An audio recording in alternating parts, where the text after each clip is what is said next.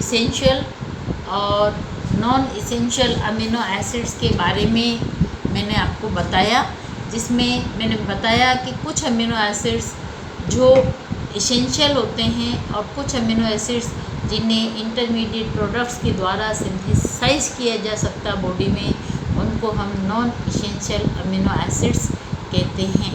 अधिकांश amino acids जो है वो संबंधित संश्लेषणात्मक अभिक्रियाएं जो होती हैं उनको हम 4 पदों के अंदर स्टडी कर सकते हैं। जैसे नाइट्रोजन का स्थिरीकरण अर्थात नाइट्रोजन का fixation of nitrogen and production of ammonia. किस तरह से नाइट्रोजन का स्थिरीकरण होता है अर्थात अमोनिया का प्रोडक्शन होता है। फर्स्ट में हम देखें तो कई सारे बैक्टीरिया जैसे एजेटोबैक्टर है, क्लेस्ट्रीडियम है, राइजोबियम है, ये बैक्टीरिया वातावरण की जो नाइट्रोजन होती हैं, हमारे एटमॉस्फेयर की जो नाइट्रोजन होती हैं, उस नाइट्रोजन को अमोनिया के अंदर चेंज कर देते हैं या नाइट्रेट्स के अंदर चेंज कर देते हैं। नाइट्रोजन का अमोनिया जैविक स्थिरीकरण कई असहजीवी सूक्ष्म जीवों के द्वारा भी होता है और सहजीवी जीवों के द्वारा भी होता है। एजेटोबैक्टर और क्लेस्ट्रीडियम जो है सहजीवी समूह के अंतर्गत मटर जाति के जो पौधे होते हैं, जैसे मूंगफली है, मटर है, दालकुल, दूसरे शब्दों में यूँ कहूँ कि जो द्विबीजपत्री पौधे हैं, उनमें राइजोबियम बैक्टीरिया जो होते हैं वो सहजीवी बैक्टीरिया के रूप में होते हैं और नाइट्रोजन का स्थिरीकरण करते हैं। अमोनिया का स्थिरीकरण, किसी भी तरह से अमोनिया का स्थिरीकरण जो है वो भी हमें देखने को मिलता है। कई अभिक्रियाएं जो है जीवधारियों में होती हैं और इन विभिन्न अभिक्रियाओं के फलस्वरूप अमोनिया का स्थिरीकरण होता है। इनमें ग्लूटामिक अम्ल, ग्लूटामिन, कार्बामेल फॉस्फेट आदि का निर्माण होता है। अब हम यदि ग्लूटामिक अम्ल के संश्लेषण को हम देखें तो हम देखते हैं कि कार्बोहाइड्रेट मेटाबॉलिज्म में एक इंटरमीडिएट कंपाउंड बनता है जिसको हम अल्फा कीटोग्लूटेरिक अम्ल कहते हैं। ये अल्फा कीटोग्लूटेरिक अम्ल अमोनिया के साथ अभिक्रिया करके ग्लूटामिक अम्ल बनाता है।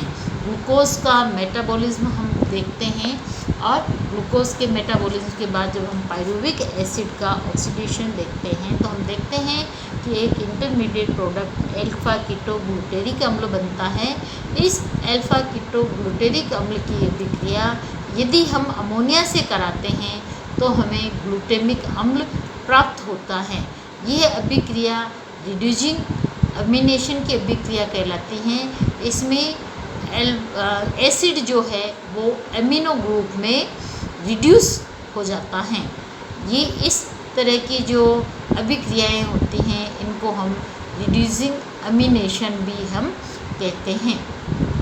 ये इस तरह की अभिक्रिया में ये जो ग्लूटामिक एसिड, ग्लूटामिक अम्ल जो हमें प्राप्त हो रहा है, ये ग्लूटामिक अम्ल ग्लूटामिक डिहाइड्रोजनेज के द्वारा उत्प्रेरित होता है।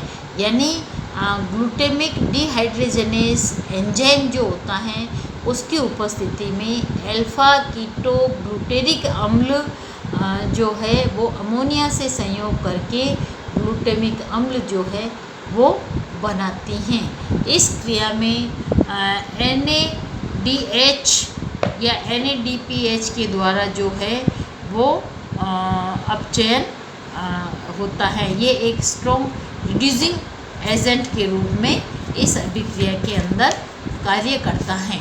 ये अभिक्रिया जो है कार्बनिक पदार्थों की अभिक्रिया है और मुख्य रूप से अल्फा अमीनो अम्लों के अमोनिया के अधिकांश स्थिरीकरण के लिए जो है उत्तरदायी होती हैं। अर्थात अमोनिया का जो अधिकांश जो अमोनिया है उसका स्थिरीकरण जो है इस ग्लूटामिक एसिड के रूप में जो है इसका फिक्सेशन होता है। तीसरा पॉइंट के रूप में हम देखें तो अमीनो अम्लों का जो नाइट्रोजन का जो फिक्सेशन है उसको हम देखें तो उसमें अमीनो ग्रुप्स जो होते हैं, इन अमीनो ग्रुप्स का स्थानांतरण होता है, जिसको हम दूसरे शब्दों में यूँ कहें कि अमीनो ग्रुप्स का ट्रांसफ़र हो जाता है, यानी ट्रांसफ़र ऑफ अमीनो ग्रुप्स का ट्रांसफ़र होने से अन्य कंपाउंड्स जो है वो बनते हैं। जैसे ग्लूटामिक अम्ल का अमीनो समूह जो है वो अन्य अल्फा कीटो अम्ल जो होते हैं उनके ऊपर स्थानांतरित कर दिया जाता है।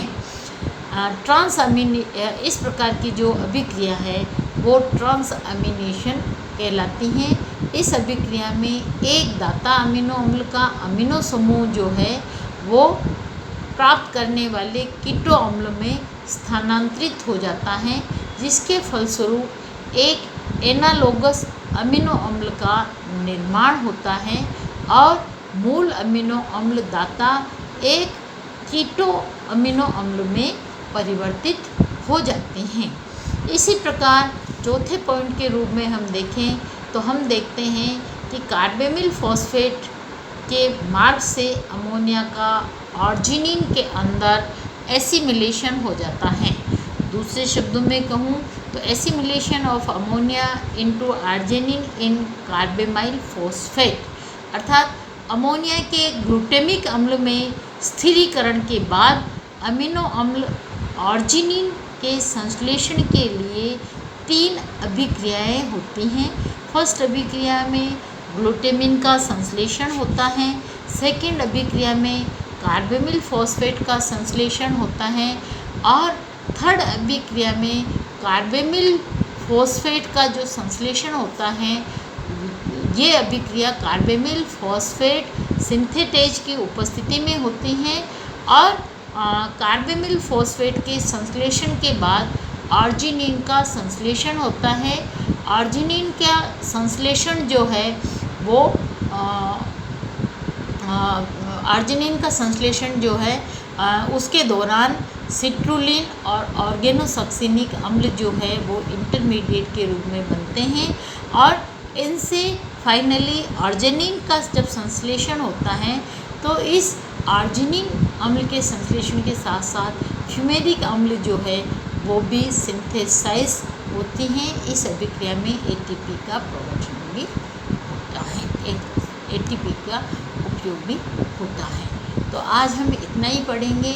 नेक्स्ट वीडियो में हम अमीनो एसिड्स का डिग्रेडेशन पढ़ेंगे, किस तरह से अमीनो अम्ल का डिग्रेडेशन होता है और अमीनो अम्ल के डिग्रेडेशन के फलस्वरूप उत्पन्न जो अमोनिया होती हैं वो अमोनिया हमारी बॉडी के लिए बहुत हानिकारक होती हैं। एक दूसरे शब्दों में मैं कहूँ तो अमोनिया के डीअमीनेशन के फलस्वरूप, अमीनो अम्ल के डीअमीनेशन के फलस्वरूप अमोनिया का प्रोडक्शन होता है और अमोनिया हमारी बॉडी के लिए बहुत विषैली होती हैं और किस प्रकार लीवर सेल्स के द्वारा इस विषैली अमोनिया से कम विषैले, कम हानिकारक पदार्थ यूरिया का संश्लेषण होता है, जिसको हम ऑर्निथिन साइकिल के रूप में पढ़ते हैं। ऑर्निथिन साइकिल जो है उसके द्वारा अमोनिया को यूरिया के अंदर परिवर्तित कर दिया जाता है।